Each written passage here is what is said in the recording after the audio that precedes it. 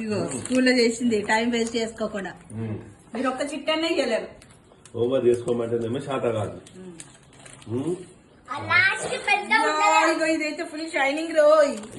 Happy birthday. ఇగో బాగుంది.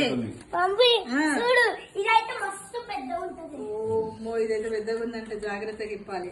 చిట్టీలో చిట్టి. ఇగో మళ్ళీ ప్యాకింగ్ లో ప్యాకింగ్ వెళ్ళింది. లాస్ట్ కుంకుమ బొట్టు. అయ్యా ఇంకొక చిట్టి.